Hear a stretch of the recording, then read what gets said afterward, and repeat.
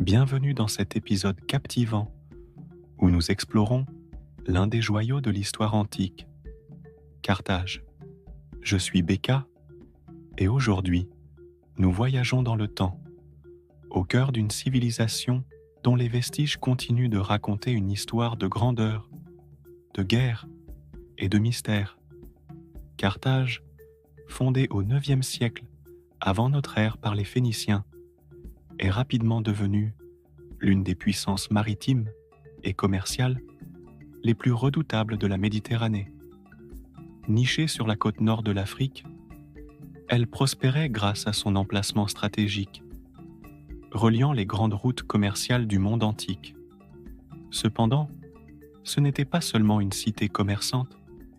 Carthage abritait une culture riche, un peuple résilient et des institutions politiques avancées. Mais c'est surtout par ses guerres contre Rome que Carthage est entrée dans la légende.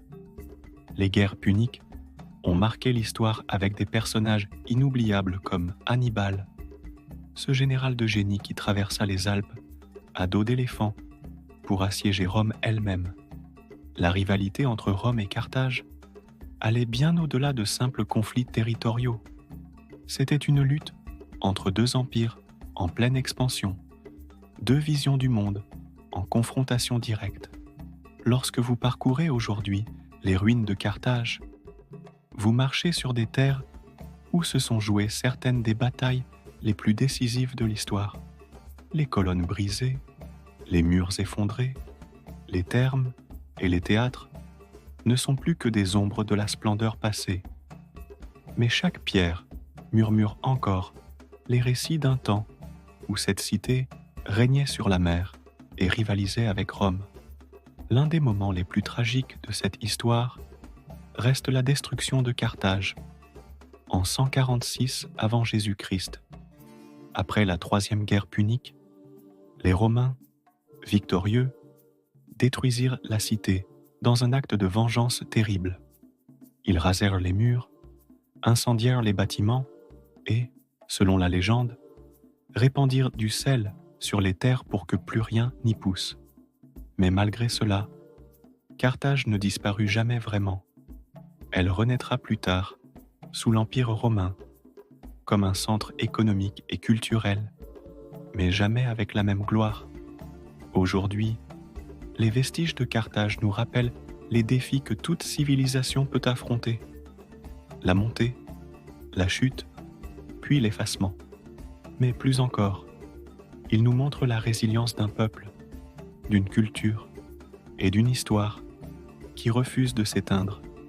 Se tenir face aux ruines de Carthage, c'est ressentir la puissance d'un empire qui a façonné le monde antique.